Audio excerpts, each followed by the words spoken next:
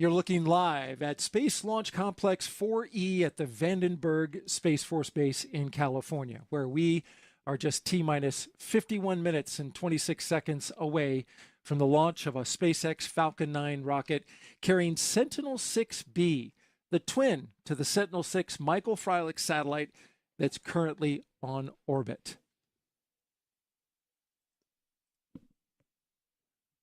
We are listening to the NASA launch manager, Tim Dunn. This is not going out over your broadcast, but we're listening to him. He's giving us an update that there are no vessels of concern in the area of the range where the payload fairings were expected to come down. Again, there were vessels there, I'd say about a half hour ago, but those have cleared the area. So that's not an issue. Together, let's talk about these satellites. Michael Freilich, Sentinel-6, was launched about 5 years ago, almost to the day. Together, Michael Freilich, Sentinel-6, and Sentinel-6B form the latest chapter in a mission that's been measuring sea level with remarkable precision for more than 30 years. Our liftoff time for today is 9:21 and 42 seconds Pacific Standard Time, 5:21:42 UTC, 12:21:42 Eastern Standard Time tomorrow. Weather conditions currently, we just got a great update from the launch weather officer for this mission, who reduced now the go to 10% go for launch this morning. I want to welcome my co-commentator for this launch, who is Nikki Russell, a vehicle systems engineer with NASA's Launch Services Program. Nikki, welcome, and thanks for being on the broadcast. Thank you for having me. I am so excited to be here today, and I'm just truly honored and humbled to be speaking on behalf of this truly exceptional team. Well, we're very fortunate to have you, and we appreciate your expertise in being here. And you've got a lot of great information to pass along to the audience. Let's start by talking about the T0. For those who were tracking, it was for the longest, all the way leading up to launch, 9:21 and 32 seconds. But we've moved 10 seconds into our 20-second window, and there's a reason for that. Yeah, so the flight design team uses several inputs to derive that 20-second launch window. However, that window is primarily driven by orbit geometry. Sentinel-6B must launch into the exact same orbit and ground track as Sentinel-6 Michael Freilich flew back in 2020. That repeat cycle is what allows scientists to compare decades of precise sea level measurements.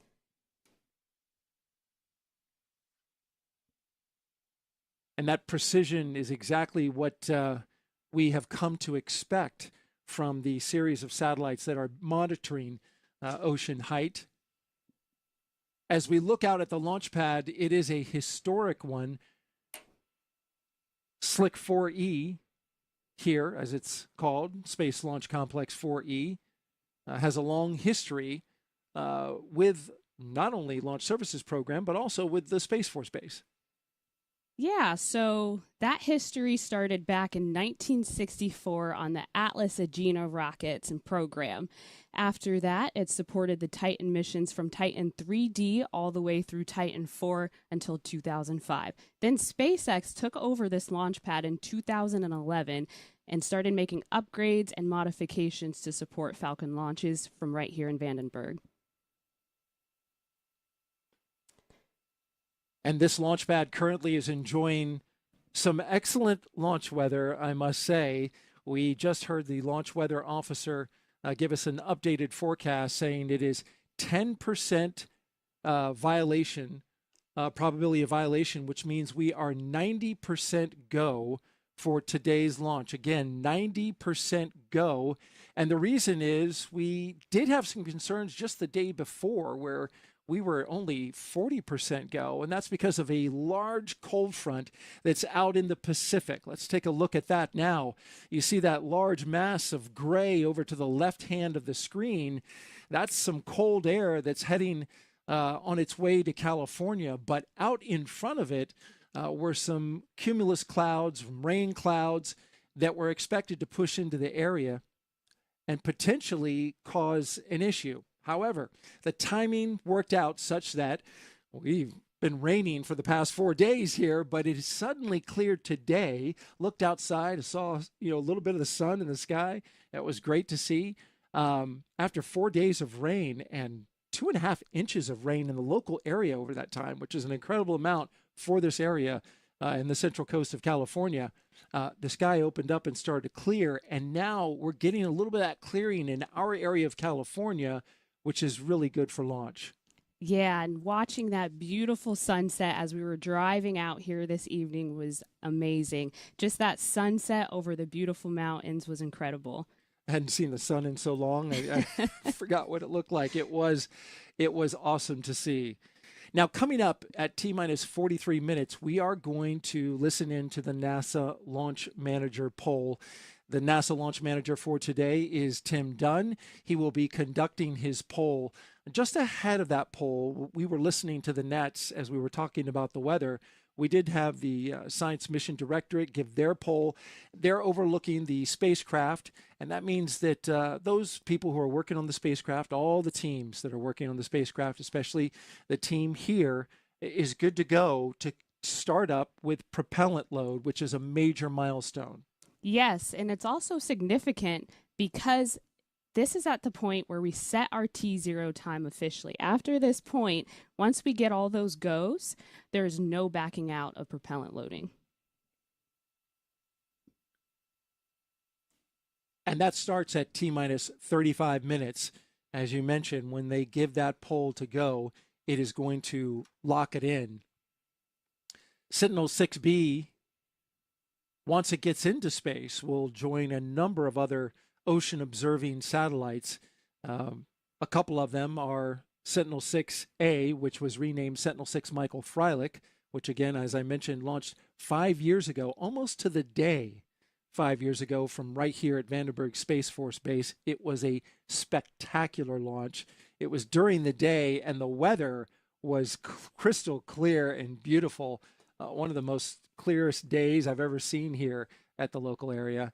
And I showed you a little bit of that launch broadcast. Yes, and if memory serves me right, you were able to actually watch it take off and then watch that booster return back to the landing site here. Yeah, that was something special.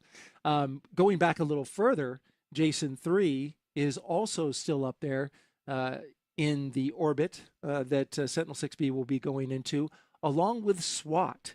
So you've got Sentinel-6B seeking to join that caravan of satellites, which has got to make a very careful orbit insertion to get in there.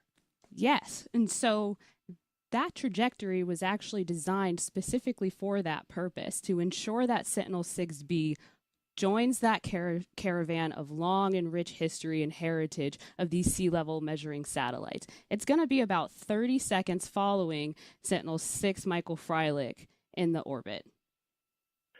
Right, we're just a few seconds away now from getting the... Momentarily, I'll be conducting the propellant and launch readiness poll. Just to give a summary of where we are this evening, I will recap.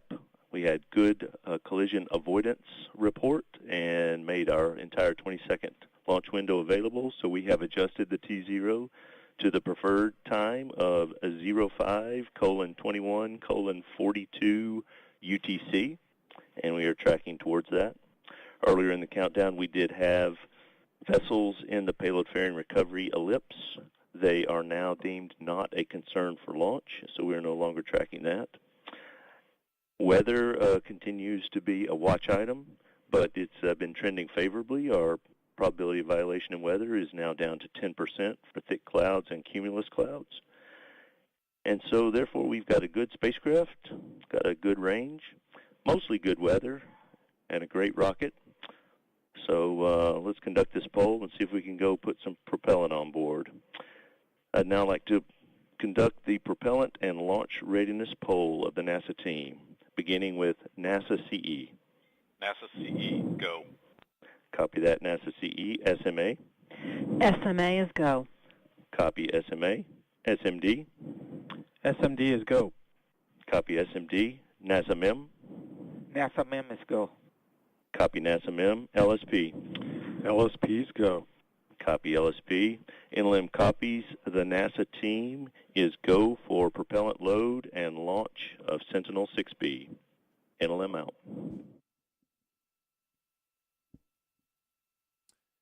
And that was NASA launch manager Tim Dunn that just concluded his poll, and it was goes across the board. And that does set the stage for SpaceX to now conduct their poll.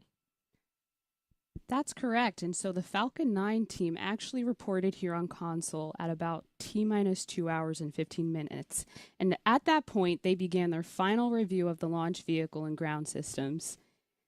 NASA's chief engineer, who today is Akash Vangani, conducted his technical readiness poll prior to T-minus 1 hour, followed by a data review of the stage avionics, guidance, navigation systems, controls, and propellant checkouts. Now that NLM poll has completed and is go for propellant load, SpaceX will do their technical readiness poll in just a couple of minutes. Prop load should complete at about T-minus 2 minutes. Performed a clear to launch poll. NLM, are you clear to proceed to the launch auto sequence? LD, this is NLM. We are go for propellant loading. Copy that. LDA, is the range ready to proceed? This is LDA. We are clear to launch.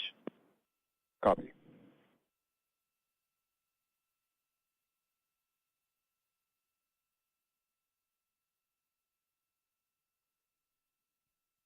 That was the SpaceX launch director conducting his poll. His poll's pretty quick. And so this now sets in motion everything that's necessary to begin the loading of propellants at T-minus 35 minutes. The propellant loading poll is complete, and we are go for propellant loading. For non-urgent no-go conditions, brief the CE or LD, and they will approve aborting the countdown. For urgent issues affecting the safety of the operation, operators shall call hold on the countdown net. Launch control will abort the launch auto sequence immediately and proceed to the launch abort auto sequence. At T-minus 10 seconds, launch control will be hands-off and relying on automated abort criteria for the remainder of the count.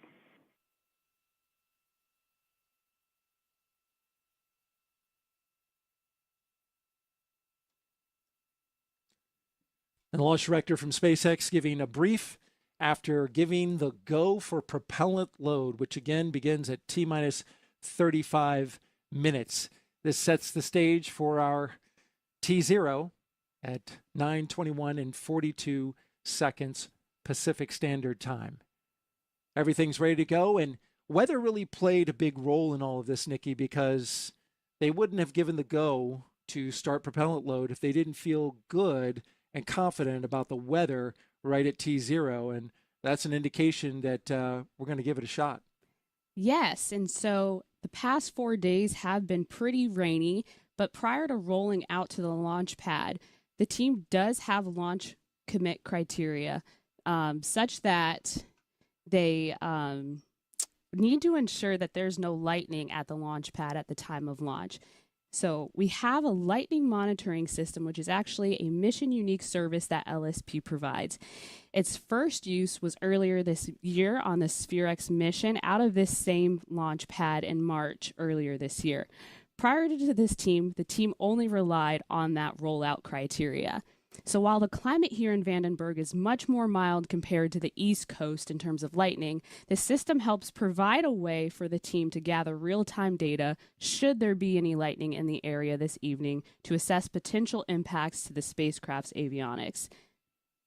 And right now, at the moment, we do not expect to get any lightning with this system. It's less than 10%, according to the launch weather officer.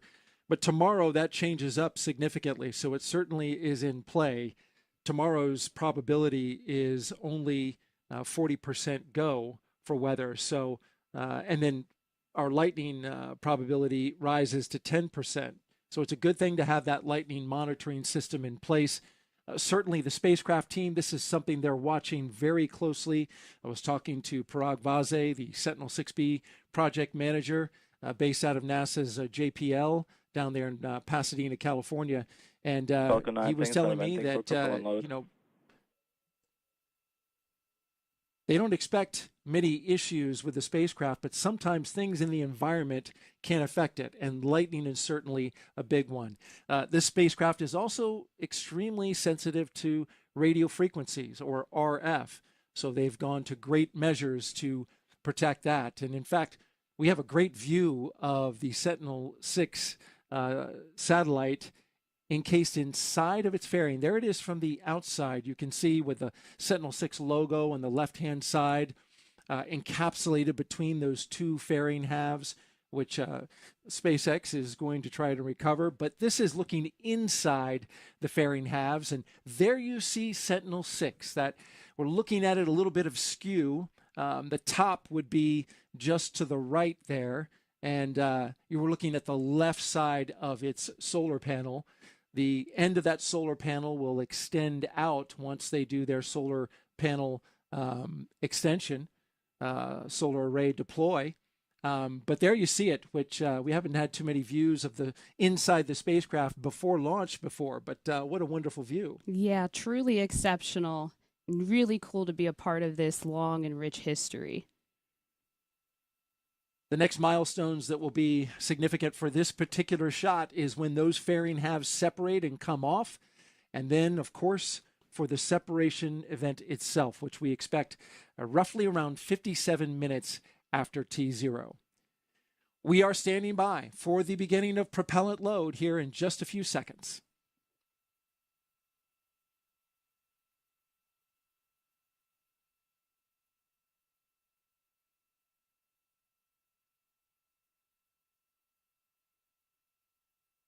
The launch auto sequence has started. And with that simple call out, propellant load has begun. They have started RP1 flowing into the first stage of this rocket that you see right here. And that first stage, it's one that's flown before. It's got a history, having flown 2 previous missions for SpaceX. In fact, flying one in September and October, and now November. This booster's hitting 1 flight a month. It's pretty impressive. I think it's a good point to make that this is SpaceX's 500th flight of a flight-proven booster, which is truly incredible. Yeah, what a milestone that is. They've launched more than 560 Falcon 9s, but that is a big mark that they've flown 500 flight-proven boosters. And tonight it's the turn for Sentinel-6B. We will stand by now for our remaining milestones as we count down through propellant load and down to terminal count at T-minus 10 minutes. This is Mission Directors Center at the Vandenberg Space Force Base for coverage of Sentinel-6B.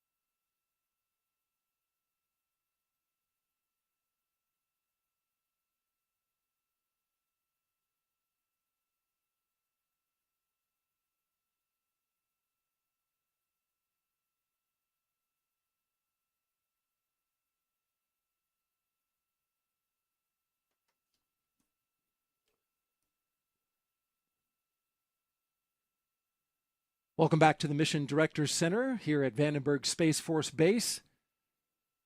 This is launch coverage of Sentinel-6B.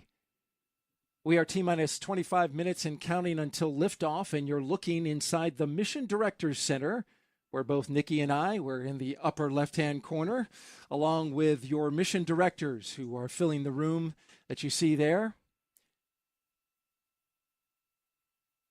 The international collaboration for this mission is an incredible one.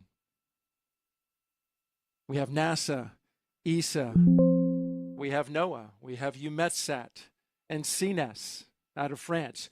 You're looking now at the European Space Operations Center in Darmstadt, Germany. They will be taking over control of the Sentinel-6B satellite, bringing it online, searching for the acquisition of signal, and then making sure that they raise it to the proper orbit. In the meantime, they are watching along with the engineering team that is here. You have the operations team, which is right there in that room that you see there. And then we have the operations team, the engineering team, if you will, that is here in Vandenberg, that has been closely monitoring the Sentinel-6 satellite as it prepares for launch. We see Janet Petro in the second row. To the far right, our center director for the NASA Kennedy Space Center. Our friends from ESA also here. The ESOC will hand off the Sentinel-6B to EUMETSAT once they have it fully operational.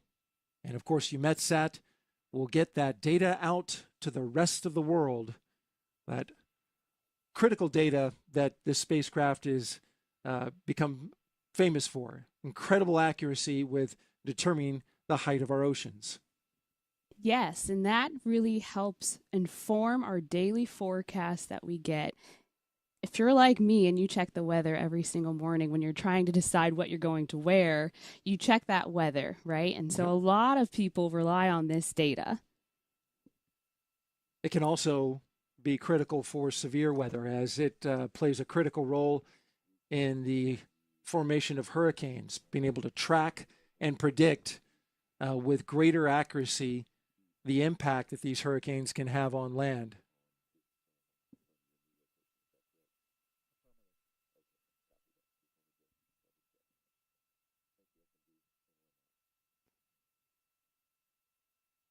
The spacecraft engineering team has a number of cameras that they're looking at for today, many of them based at the bottom underneath the launch pad, and that's where they can see their equipment that shows how they get switched on internal power when they go to the battery power on board the spacecraft.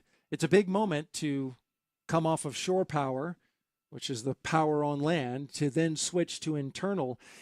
The spacecraft team likes to have those batteries charged up as much as possible so that when they go into orbit, should they not get the signal right away, they can keep operating until they do get the signal. But they do very much, get those batteries charged as much as possible before they switch over to internal power. Yes, and like you were saying, that switchover is just basically the spacecraft no longer relying on the ground systems for that power. As you just mentioned, the spacecraft is able to rely on its own internal power at this point.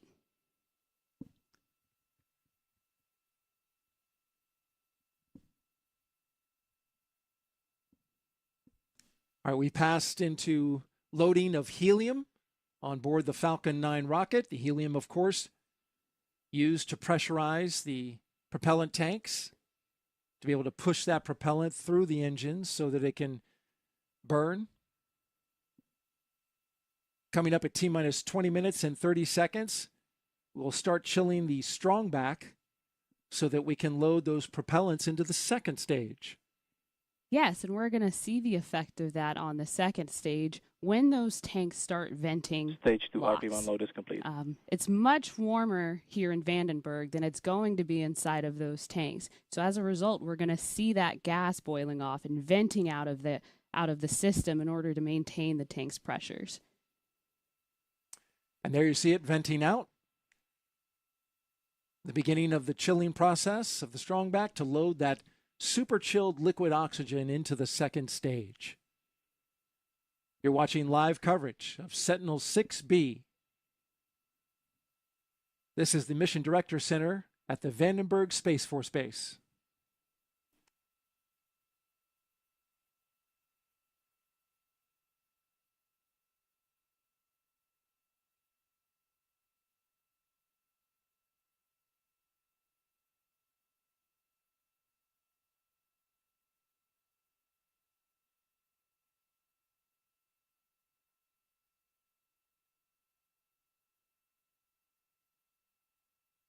As part of a global effort, Sentinel-6B will keep the long-running measure of sea level on track. Let's take a closer look now at its real-world impacts. Sentinel-6B is this really exciting high-tech satellite mission where we're measuring the height of the ocean from space.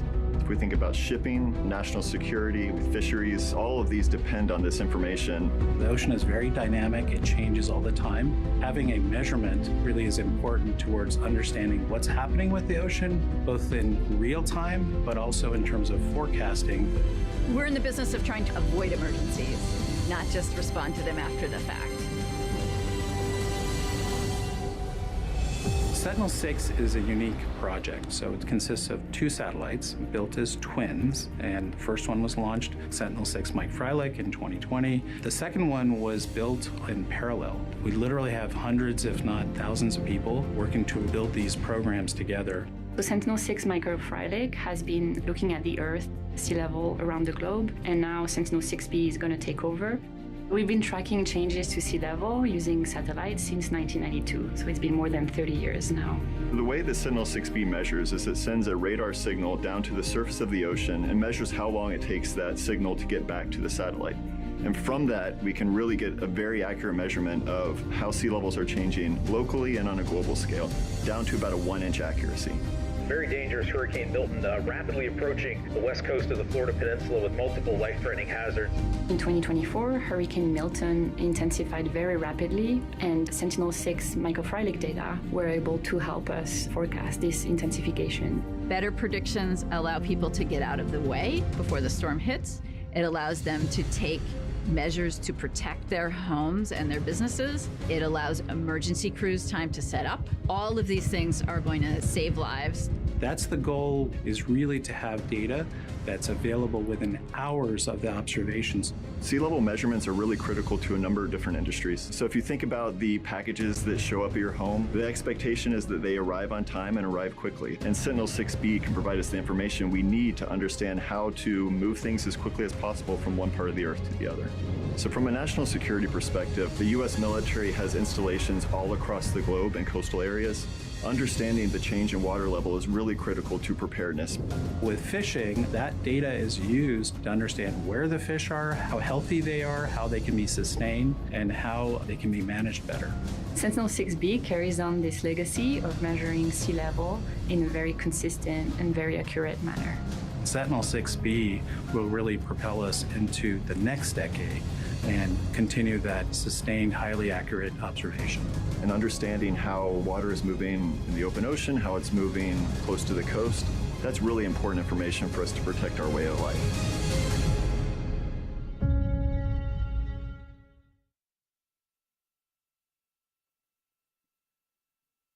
And Sentinel-6B will get there by riding on this Falcon 9 rocket, which just passed through another milestone, and that is the beginning of Stage 2 LOX load. Again, Stage 2 LOX load beginning at T-minus 16 minutes and 45 seconds. We hit that just almost a minute ago.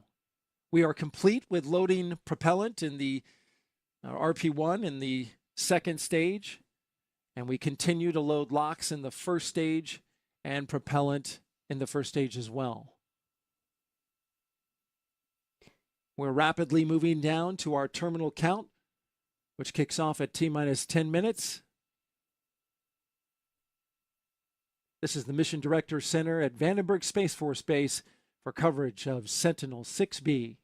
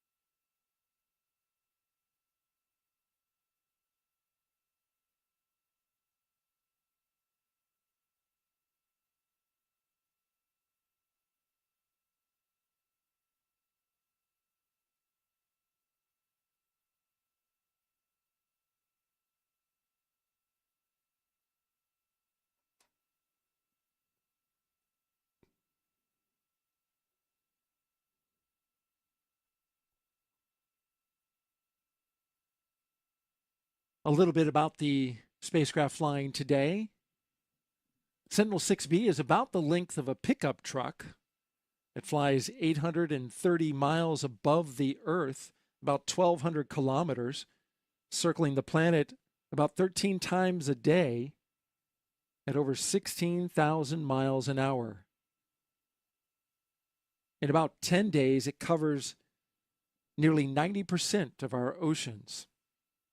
And it does so with that 66-degree tilt, that inclination that allows it to make those sweeping observations. Power for Sentinel-6 comes from 4 solar panels that feed a 200-amp-hour battery built from more than 1,100 lithium-ion cells. And so if you think about that angle of inclination, that's 66 degrees, if you imagine the globe, you were to put a rubber band around the equator, and then you were to tilt it 66 degrees, and then spin that globe, that's the coverage that this satellite and the 3 other ocean-observing satellites cover. That's how they get that 90% of the ocean. The only thing that's left out are the polar caps, where, of course, we don't have a whole lot of ocean up there, so it's not as much of a problem. We're continuing to mark the milestones as we count down to our T0 of 9:21 and 42 seconds. Now sitting at T-minus 12 minutes. We started loading locks on the second stage. And a little bit deeper into the count, we've got some other major milestones. Yeah, coming up at about T-minus 7 minutes, we will be in the terminal count and hear that engine chill has begun on the first stage. You said 6-7, and I started waving my hands, just for the record. The payload, of course, is Sentinel-6B, and it's joining that global network known as the Copernicus program that's been tracking ocean and atmospheric weather since 2014. And it builds on the long-term global sea level data that began in 1992 by the French-U.S. Topex Poseidon satellite. That was then followed by the Jason series of satellite missions. The data that we receive from these satellites helps to develop the models that drive every modern weather and forecast. Agencies such as NOAA use this data to refine storm and climate pattern predictions. And we just got a call out that the spacecraft is on internal power. It's a little early, but obviously that's something that they calculated. Eventually we go to internal power for both the spacecraft and the rocket.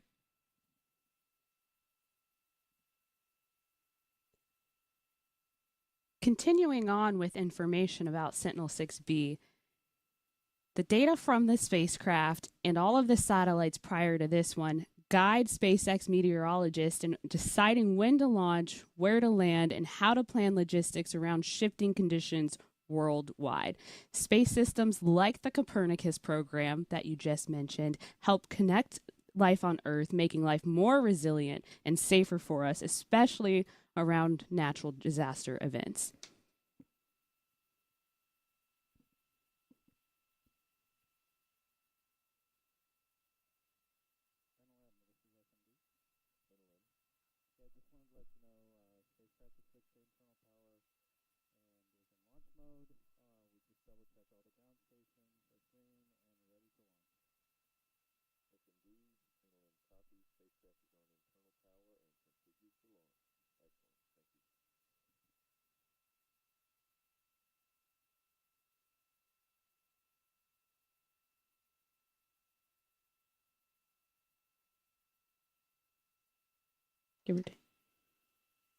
We're inside of T-minus 10 minutes and counting.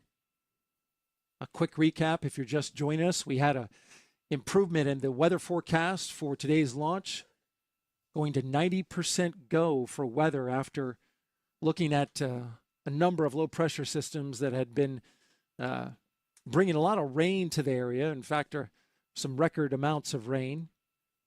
But that cleared out in time for our launch weather officer to give us the green light for both weather and the range. Teams came on console a number of hours, several hours before today's T0. We got our COLA report and then the NLM poll at T-minus 43 minutes, and that kicked off our tanking at T-minus 35 minutes. And we've been loading propellant since. We're starting to get down into the final milestones before liftoff. We just heard from the spacecraft team that we are on internal power for Sentinel-6B, located inside those fairing halves that you see there at the top of the rocket.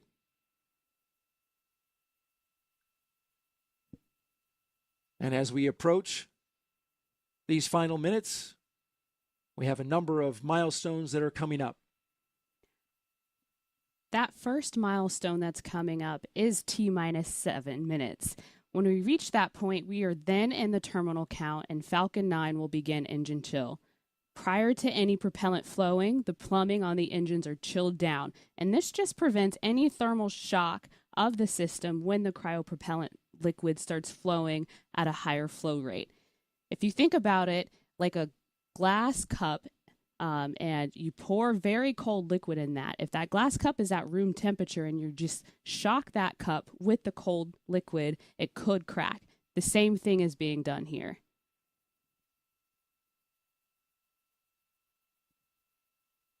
That thermal conditioning is important, as you mentioned, for all aspects, especially the engines when they're getting ready to fire up. But we also, pre-chill the lines. SpaceX has also upgraded their ability to recycle a count out here by improving their LOX farm. They can now do 3 consecutive launch attempts in a row if needed. Hopefully we won't need it and we'll get it off today. Engine chill.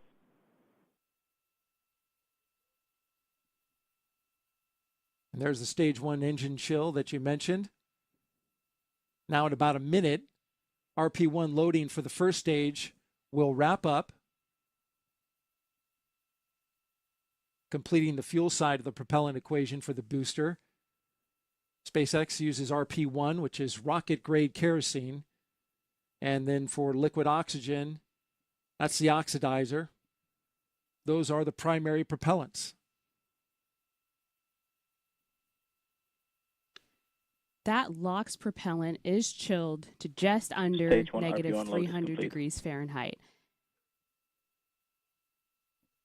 Because the propellant has to be so cold, it is loaded later in the count. This is intentional in order to load denser propellant. The denser the propellant, the more propellant you can fit in the tanks. The more propellant you have, the more propellant that you fly. That means the more performance you get. If for any reason we are unable to launch today, which we are not expecting that, those propellants would need to be chilled back down again before our next launch attempt. After 3 launch attempts, SpaceX would then go to 1 day off and then another attempt after that day, and they would alternate if it came to that. But we are green across the board today, so we're not expecting to have to explore any of those options. T-minus 5 minutes, 27 seconds, and counting.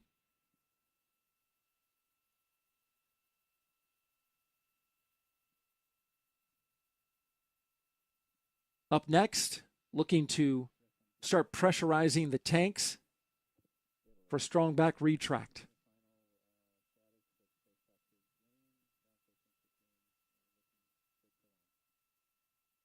Falcon 9 tanks are pressurizing for strong back retract.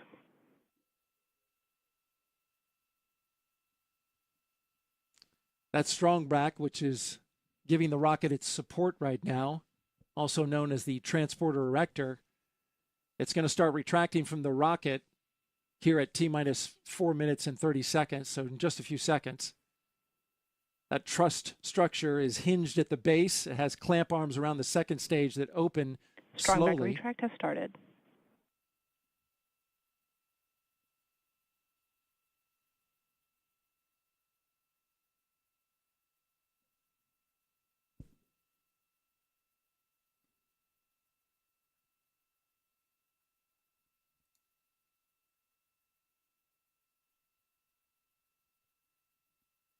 And there go the clamp arms, opening up, releasing the rocket. And now we have the final NLM pull. LD? Yes, LD. NASA is go for the Sentinel-6B launch. Copy all. Good news.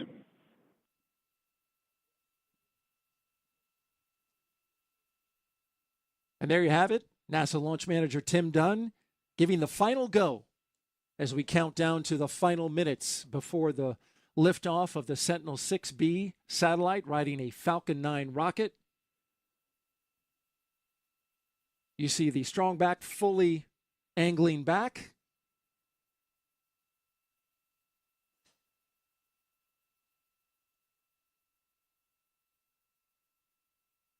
It's a good visual indication that we are right on time.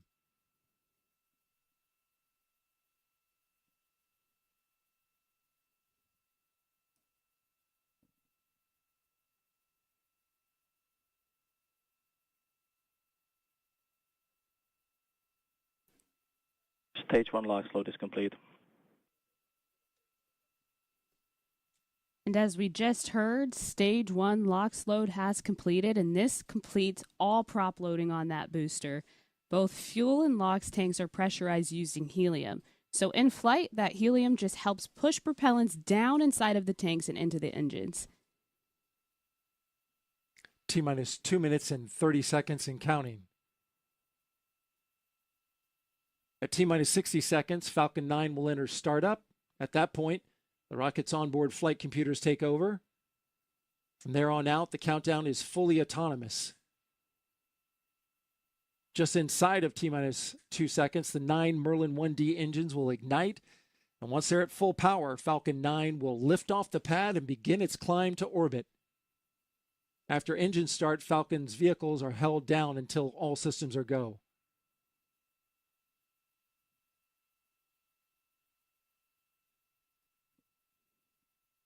Stage 2 LOX load is complete. And there we have it. Stage 2 LOX load has completed. And that concludes Stage 2 prop loading entirely. And as we can see now on the live video feed of the Falcon 9 rocket standing proud and tall, you can see white gas venting from the rocket. That gas is not smoke, Daryl. It is actually oxygen venting from the tank, maintaining those tanks' pressures. We just heard the call out for gas closeout. It's beginning. This just means that the tanks will be topped off and the vents will be sealed to maintain tank pressure. Let's listen in for that confirmation that Falcon 9 startup has begun at T-minus 1 minute. Falcon 9 is in startup.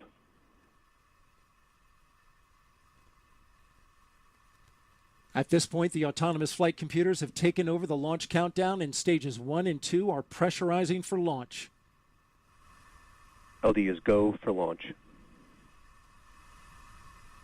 We just heard the SpaceX launch director give the final go.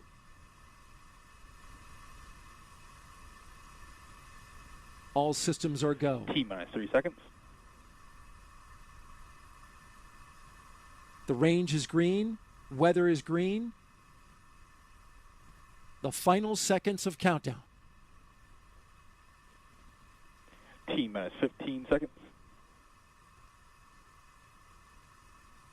T-minus 10, 9, 8, 7, 6, 5, 4, 3, 2, 1. Ignition. And liftoff of Falcon 9. Go SpaceX, go Sentinel-6B.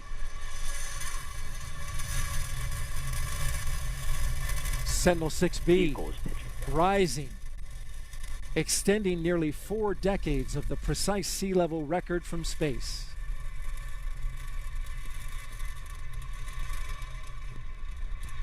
Falcon 9 booster is currently firing all 9 of those Merlin engines at 190,000 pounds of thrust per engine, and we can hear it, and soon we're going to feel that in our chest. So exciting.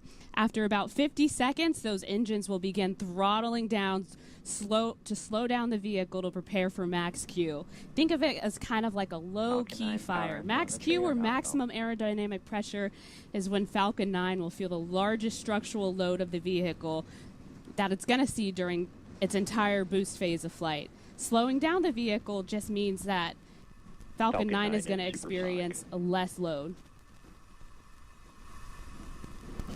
Now traveling faster than the speed of sound, preparing for max Q. Now we have a few events coming up in quick succession, starting with main engine cutoff, or MECO. That's when SpaceX will shut down all of its 9 engines on the first stage. Shortly after MECO, stage 2 will separate from the inner stage in the booster, and then the second stage is going to continue on, igniting the Merlin vacuum engine. We're going to hear the call out for that second engine start 1, or SES-1. That burn should last just under 6 minutes.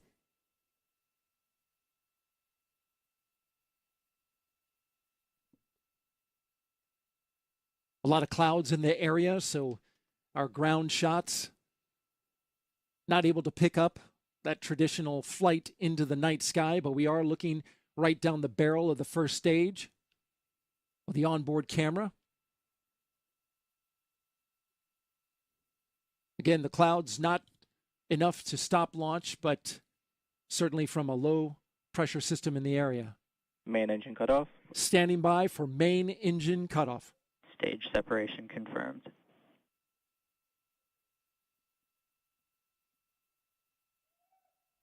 MVAC ignition. Stage 1 boost pack startup.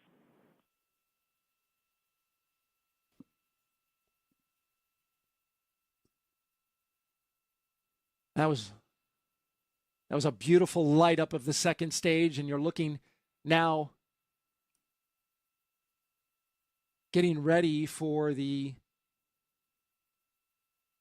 fairings to come off. That's our next big milestone. Confirmed.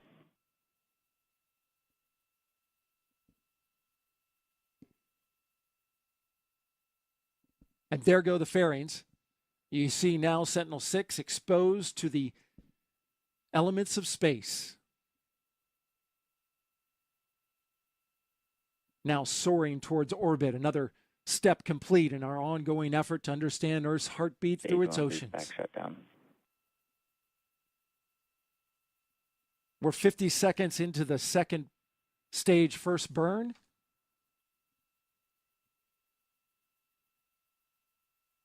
And now the first stage booster basically hitting the brakes by firing 3 of its 9 engines to reverse course and head back down towards the landing zone.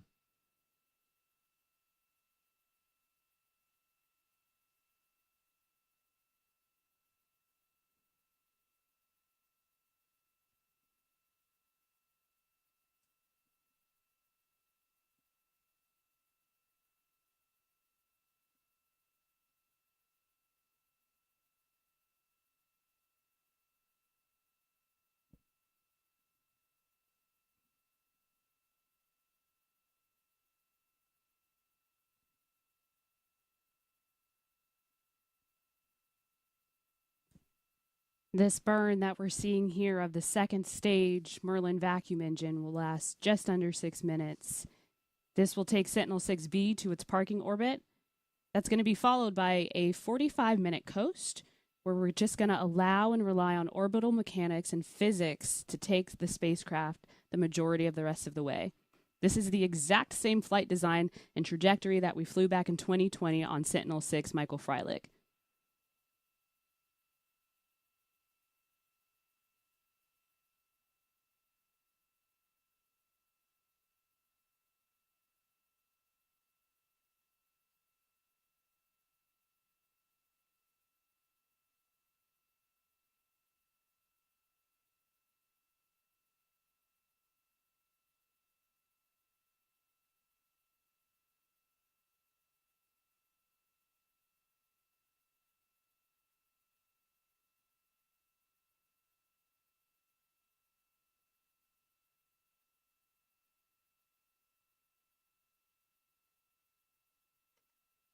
Today's first stage booster heading back down to the landing zone, which was formerly the Space Launch Complex 4 West. It's just about a quarter of a mile from the launch pad.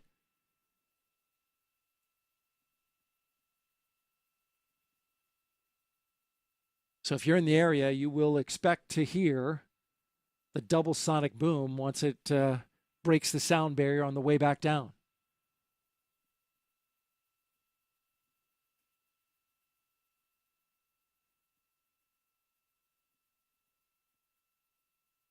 We have 2 minutes and 10 seconds left in this first burn. We're at T plus 6 minutes and 15 seconds into flight. First stage entry burn, just a minute away.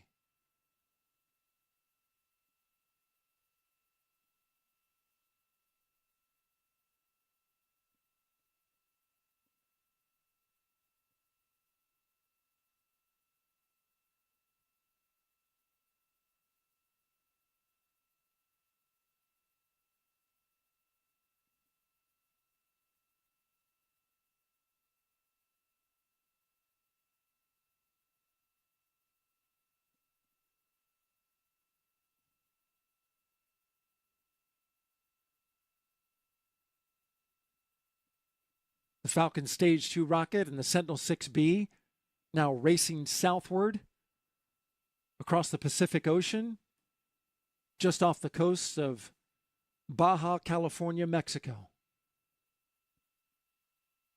A few seconds away now from the first stage entry burn.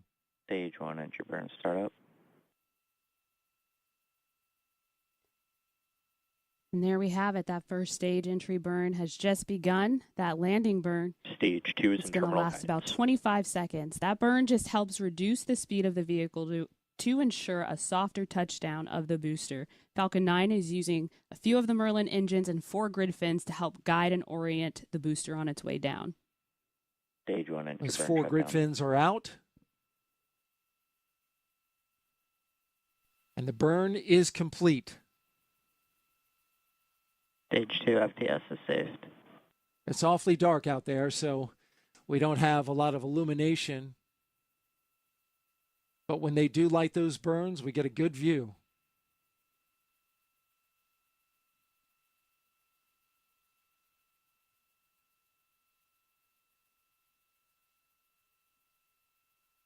So look at our ground track. MVAC shutdown. And we should be coming up on the end Nominal of our orbit burn. insertion. There you heard Stage it. 1 transonic. Stage 1 FTS is saved. Stage 1 landing burn.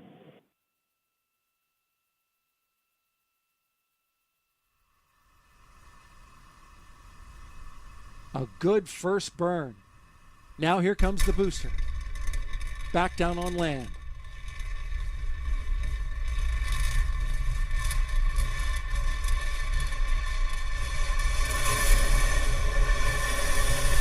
We just heard a big sonic boom here in the broadcast booth. The landing pad coming into view, 4 landing legs extended. And there you heard it. The booster, its job complete, back on land, and ready for another flight. My goodness, Daryl, that never gets old. That was really loud. That was pretty awesome.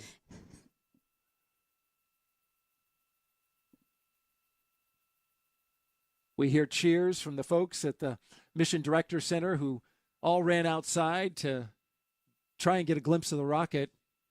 They may not have seen it, but they certainly heard it, felt it, and they definitely heard and felt that sonic boom for the first stage coming back down.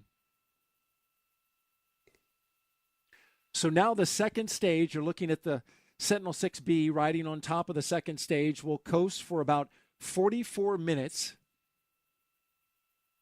And then we'll go to a second burn of that MVAC-D engine, only about 11 seconds or so. And that'll be followed by a big moment, the separation of the Sentinel-6B from the second stage rocket. How you feeling so far, Nikki? Oh, man, I feel great. This is incredible. I'm just so honored and humbled to be here, be a part of this rich and long history.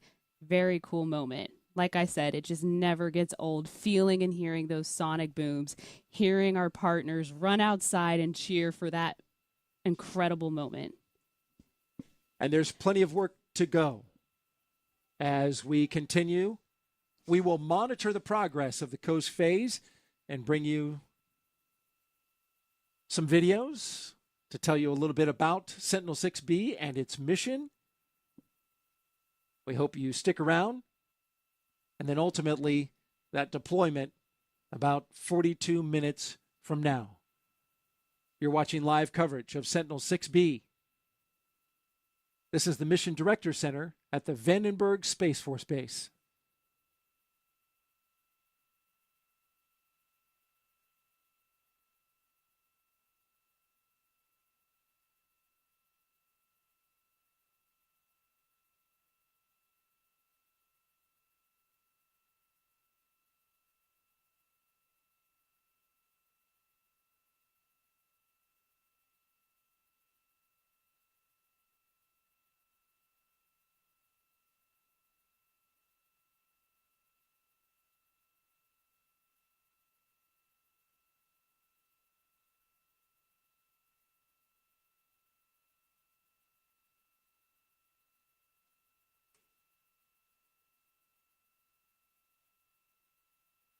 We just saw Karen St. Germain, who's in charge of our Science Mission Directorate here at NASA, hand out a few hugs to the team there.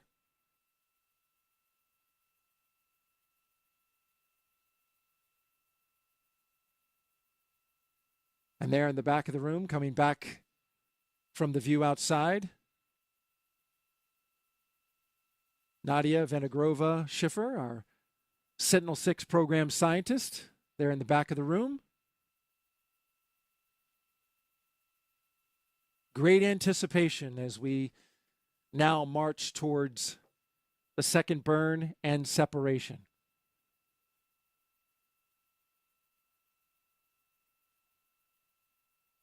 This is the Mission Director Center at the Vandenberg Space Force Base.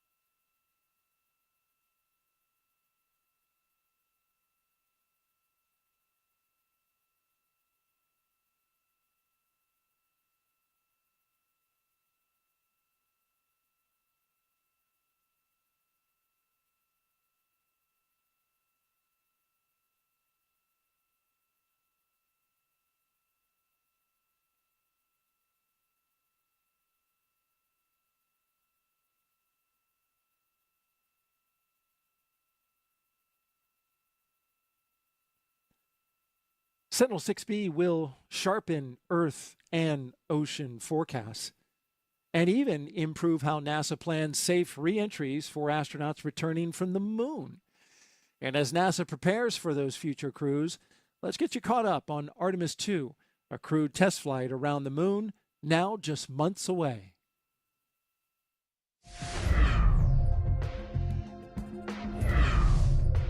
Just last month, crews with NASA's Exploration Ground System program lifted the Orion spacecraft on top of the fully stacked SLS, or Space Launch Systems rocket. You can see it is now a fully integrated moon rocket as it sits inside the vehicle assembly building at NASA's Kennedy Space Center in Florida. Teams will perform tests on Orion and SLS with the ground equipment before it is rolled out to Launch Complex 39B for launch. Orion is set to take NASA astronauts Reed Wiseman, Victor Glover, Christina Cook, and Canadian Space Agency astronaut Jeremy Hansen around the moon and back during the 10-day Artemis II test flight. This mission will ensure Orion is ready to fly with astronauts on board and for future Artemis missions to the moon's surface and beyond. That's your Artemis Moon Minute.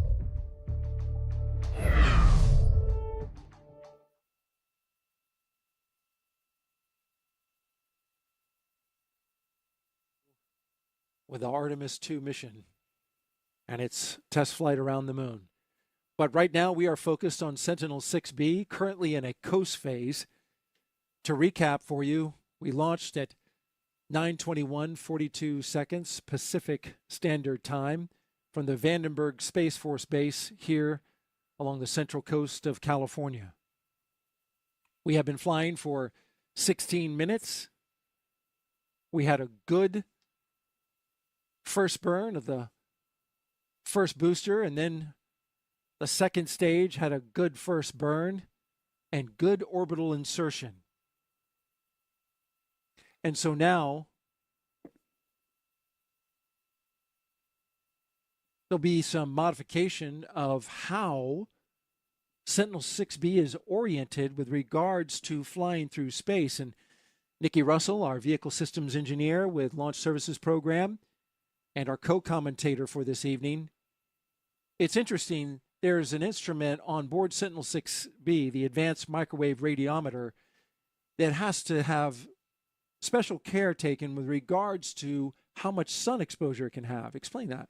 So part of flight design and trajectory is spacecraft requirements. That's an input into those analyses. So as you just mentioned, this AMR, Advanced Microwave Radiometer, which is a NASA-provided microwave radiometer that measures path delay due to atmospheric water vapor along the altimeter path.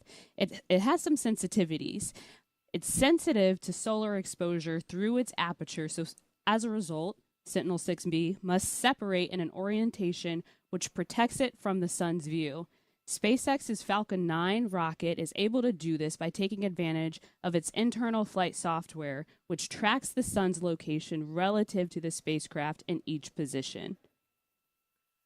So eventually we will get illumination and pick up the signal of the second stage, which has a camera on it, and the cameras we've been seeing, both of the engine and of the Sentinel-6B. And we'll note that it is turned at that angle, that special angle, to keep that that special equipment away from the sun. Don't want to burn its eyes. Exactly. Me and you, we use sunglasses. Yes. But Sentinel-6, we just turn it away. Perfect. Don't look. Don't look at the sun. Or T plus 18 minutes and counting. This is launch coverage of Sentinel-6B, live from Vandenberg, California, at NASA's Mission Director Center.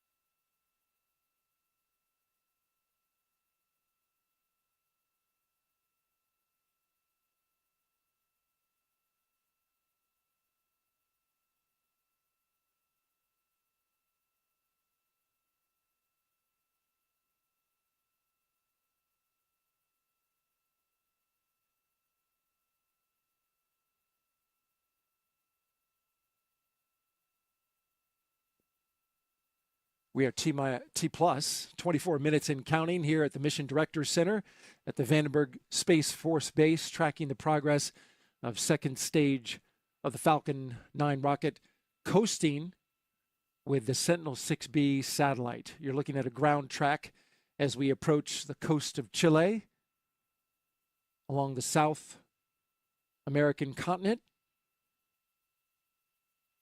Sentinel-6B is giving NASA the most precise sea level data yet once it goes into orbit and gets operational. And this will be critical for communities living on the coast, just like right there in Chile. Here's more on why that matters.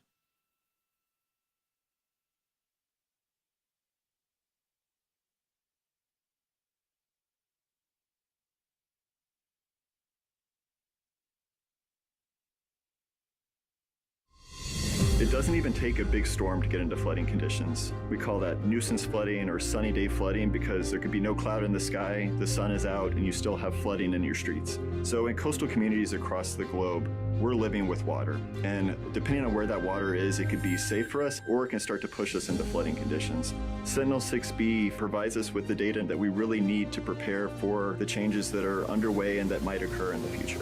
So the way that Sentinel-6B measures is it sends a radar signal down to the surface of the ocean and measures how long it takes that signal to get back to the satellite. And from that, we can really get a very accurate measurement of how sea levels are changing locally and on a global scale, down to about a 1-inch accuracy. Sentinel-6B provides us really critical information we need for planning and preparing for the changes that we see from day to day, from decade to decade. Communities that were built over a century ago were built in such a way they knew where the average high tide was and were built with kind of a safety factor. They knew it wouldn't flood all the time. As sea levels change, however, we start to push into flooding conditions. So your high tide that maybe wasn't a problem in the past now becomes a problem and leads to flooding, to impact to businesses. So it's really important that we're able to track those changes over time.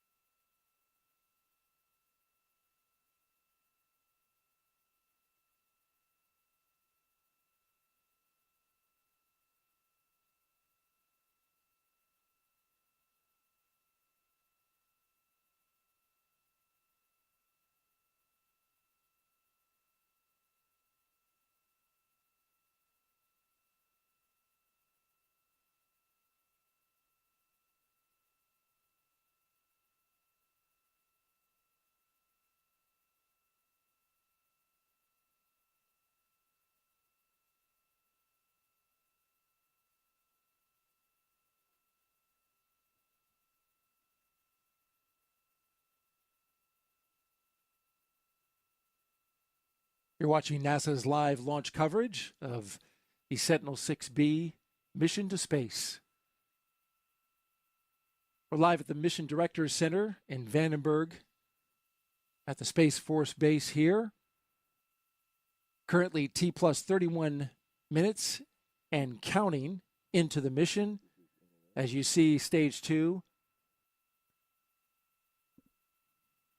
and the spacecraft passing over the southern tip of Chile. It's currently at an altitude of 200 kilometers, traveling at a speed of 7.5 kilometers a second.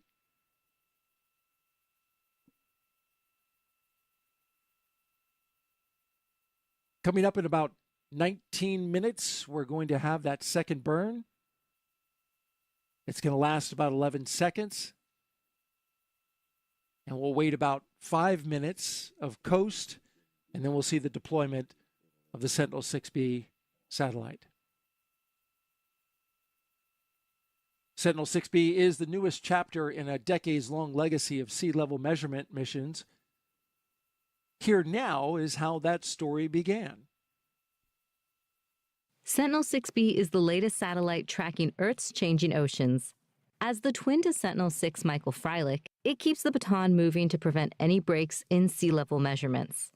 It will scan roughly 90% of Earth's oceans in near real time, continuing a record that began over 3 decades ago. In the 1990s, NASA and the French space agency CNES launched Topex Poseidon, followed by the Jason series.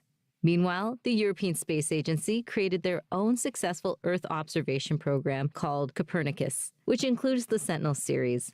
Those efforts came together in Sentinel-6 Michael Freilich. Now its twin, Sentinel-6B, carries that mission forward.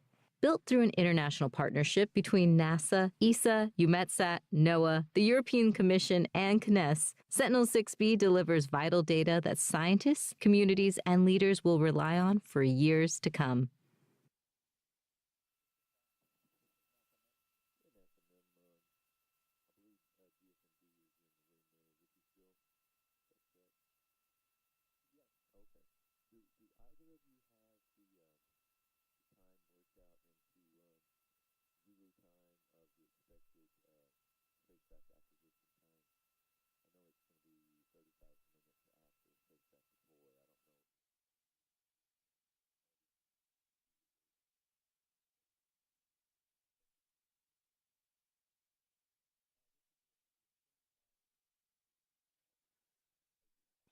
Back inside the Mission Directors Center at the Vandenberg Space Force Base,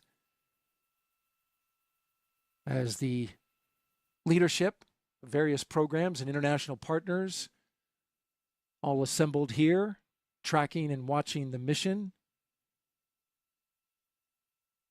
We see Karen St. Germain in the second row on the right-hand side, second from the left. She is part of the Science Mission Directorate. I misstated when I said she led it. She is the Division Director of the Earth Science Division and has been here on site providing expertise in our news conferences and is tracking as her team prepares to deploy this satellite.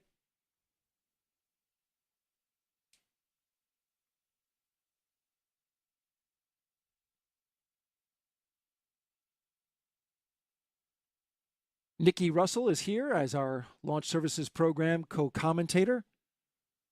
Nikki, you've been listening to the nets. Yeah. What have you heard? It's been very quiet, very calm on the nets, which is exactly what we want to hear. Yeah, that's a good news report right there. That's good to hear. As we are zipping around the globe now, currently at an altitude of 200 kilometers above the ocean, now moving into the southern Atlantic. Getting ready for that really quick burn.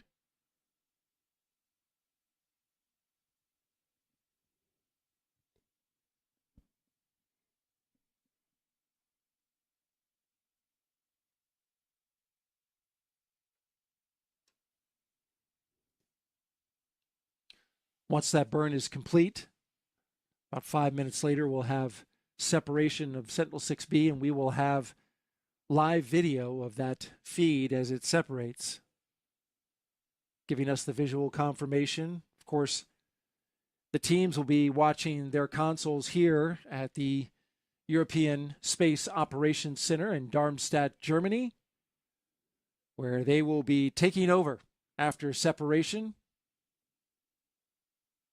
And they will get Sentinel-6B up into its proper orbit.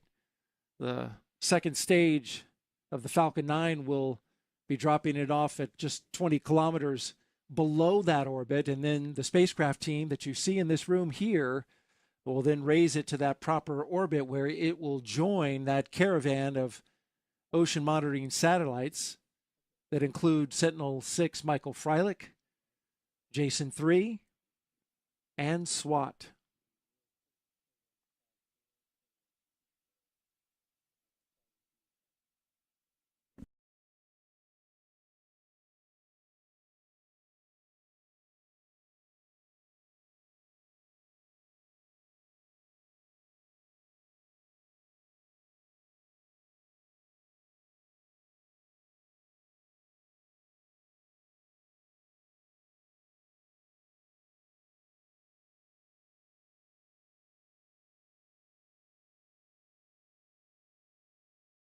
Sentinel-6 quickly around the globe here. The Launch Services Program went to great lengths to make sure that the satellite would be able to handle the rigors of launch, the shaking, the vibration. And how did they do that? So back 5 years ago, during the Sentinel-6 Michael Freilich integration efforts, SpaceX and LSP partnered together to develop a new structure that the spacecrafts sit on top of. This structure just helps dampen out those environments, dynamic environments, acoustics, and those vibrations. They're kind of similar to the shock absorbers on your truck or your SUV. Helps give a smooth ride. Yes, exactly. Making sure Sentinel-6B is nice and cozy and doesn't feel any of that vibration on its way up and into orbit, following this long and rich history of these sea level measuring satellites. And that burn that's coming up, it'll need some shock absorption once that MVAC-D lights up for 11 seconds and then cuts off. It's a short burn. It is a short burn. That 11 seconds is just a little extra push to get the spacecraft exactly where we want it to be in orbit. So prior to that 10-second burn, 11-second burn is a 45-minute coast approximately. And so during that time, we're just relying on orbital mechanics and physics to take Sentinel-6B most of the way there. So this 11-second burn is just a little bit of a push. Little bit of a push is all we need to get into that orbit to allow the team there at the ESOC to take over. Of course, they'll have to get that signal acquired.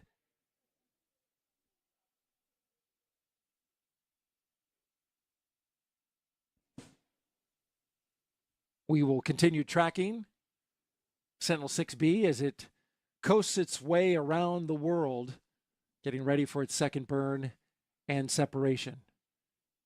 You're watching live coverage of Sentinel-6B from the Vandenberg Space Force Station in Central California.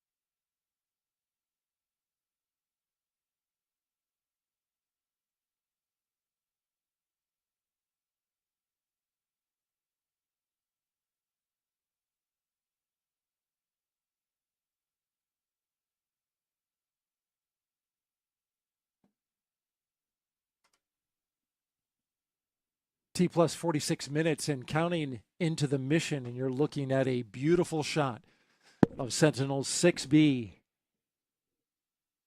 over the southern Atlantic, approaching the coast of South Africa. Got a large low pressure system in view, a lot of clouds. But we see that angle that Sentinel-6B is canted at so that it's not taking that sun directly into its AMR instrument. That's correct. And what a beautiful sight this is over Earth.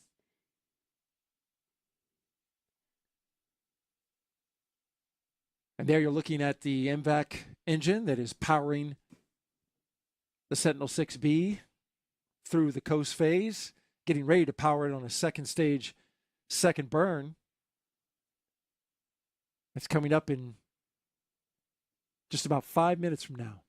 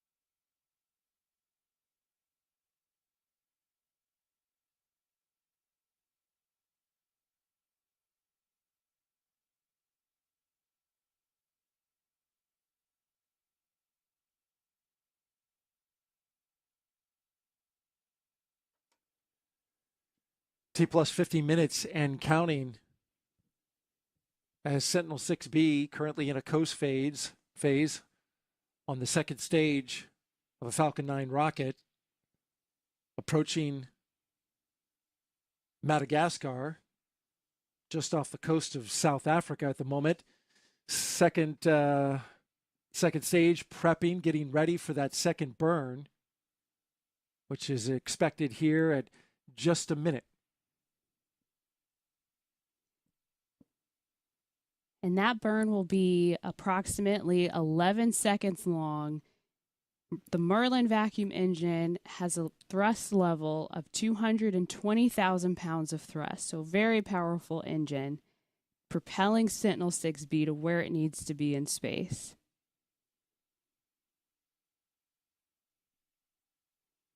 And the reason this shot is so beautiful is because of the high orbit that Sentinel-6B will be going into. It's currently at an altitude of 1,321 kilometers, traveling at a speed of 6.9 kilometers a second.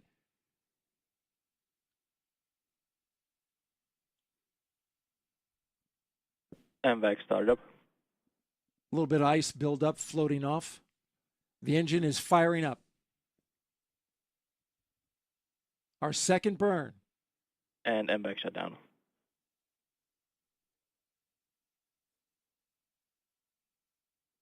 As promised, it was a quick one, just over 10 seconds long. And we got the call for good nominal orbit insertion.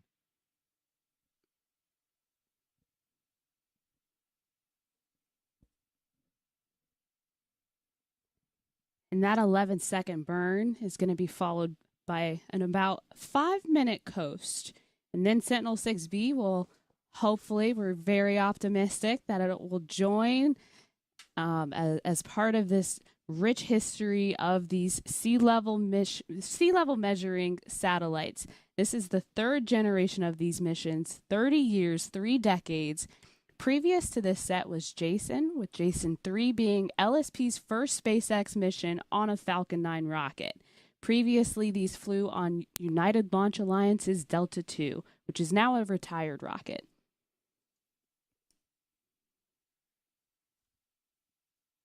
And now the spacecraft team at the ESOC, the European Space Operations Center in Darmstadt, Germany, getting ready to start looking for a signal immediately after separation. It's going to take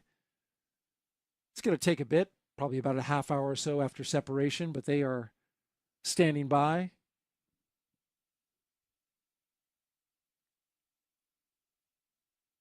Our time to separate is T plus 57 minutes and 13 seconds. So a little under 4 minutes from now.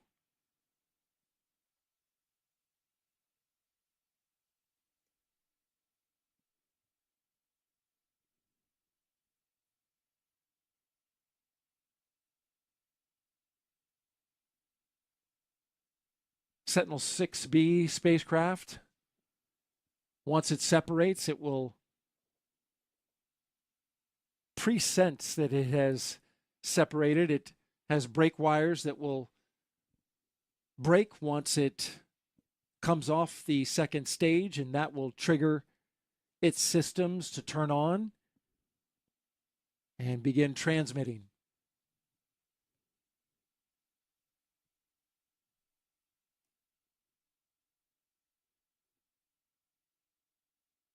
Parag Baze, the program manager for Sentinel-6 with NASA's Jet Propulsion Laboratory, told me the receiver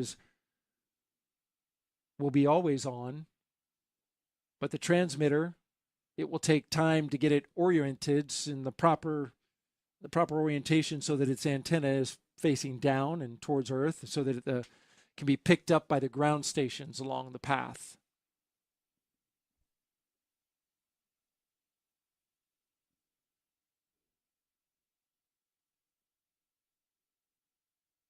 Again, it's going into an orbit just 20 kilometers below its target orbit so that the ESOC can raise it up into the orbit. And what a view this is, as you see Sentinel-6 looking over the horizon of our planet from 1,322 kilometers above the surface of the Earth.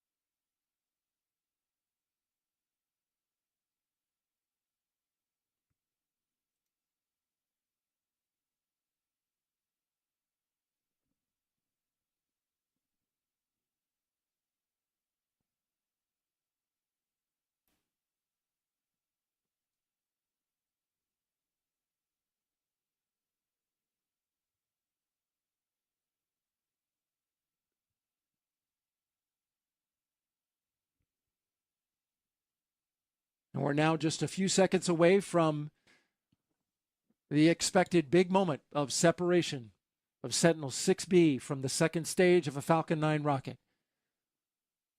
We've got a crystal clear shot of the spacecraft and the rocket.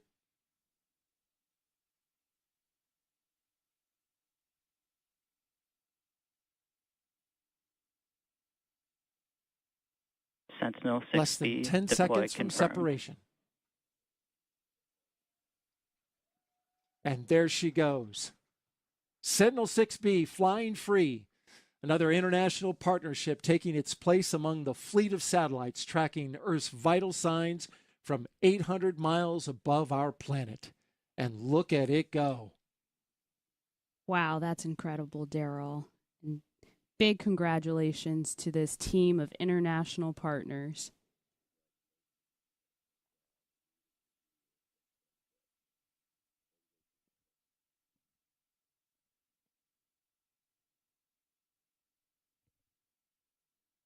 We just heard NASA launch manager on his net congratulating the spacecraft team. And a picture perfect separation as you're literally center of the globe watching this satellite go off to do its work. It'll be some days before it does get to work, but with that good separation just off the coast of Madagascar at an altitude of 1,321 kilometers, the team here at the ESOC, the European Space Operations Center,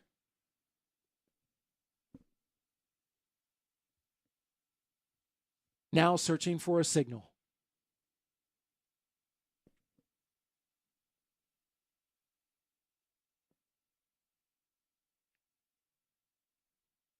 Just to recap, we launched at 9:21 and 42 seconds Pacific time from here at the Vandenberg Space Force Base. We saw the first stage booster do its job for about 2.5 minutes. It came back to the launch pad just about a quarter mile away, landed at its landing spot with a thunderous boom. The second stage then burned for about 5 minutes and 50 seconds. Put it on track to get into its orbit. We watched it through a 45-minute coast phase and culminated with a second stage 10-second burn and then separation. Just a tremendous views along the way.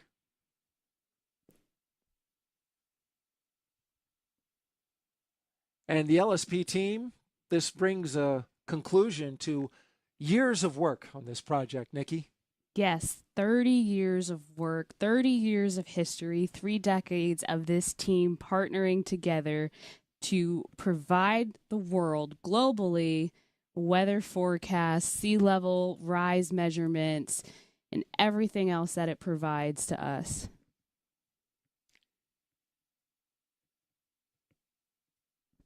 Of course, we will continue to track the progress of Sentinel-6B on our social media channels, and we also have a blog that you can go to for updates, timely updates of the progress as we look back at the sun from the second stage.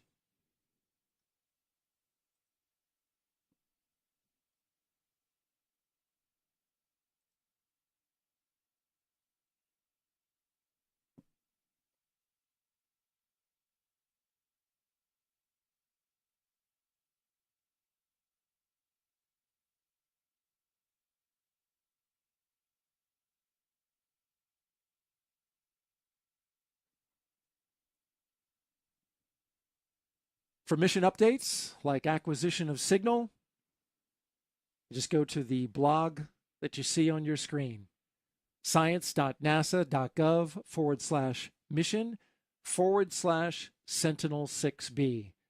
Again, science.nasa.gov/mission/Sentinel-6B.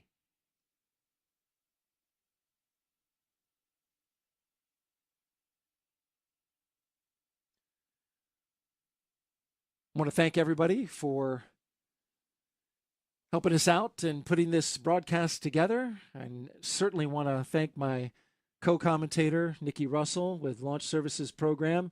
Thank you so much for being here and lending us insight into the work and the mission and the technology that went into making this mission happen. And thank you so much for having me here, Daryl. This was really special. Well, enjoyed it. It was a rainy 4 days, but it all culminated with a beautiful sunset and a clearing of the weather just in time to get this mission off. And boy, what a way to end it, with a tremendous view of the separation of Sentinel-6B going off into space. That was lovely. And that's going to wrap up our coverage for Sentinel-6B. Thank you all for joining us. We leave you now with a replay of liftoff from here at the Vandenberg Space Force Base along the central coast of California. T-minus 10, 9, 8, 7, 6, 5, 4, 3, 2, 1. Ignition. And liftoff of Falcon 9. Go SpaceX, go Sentinel-6B. Sentinel-6B rising, extending nearly 4 decades of the precise sea level record from space.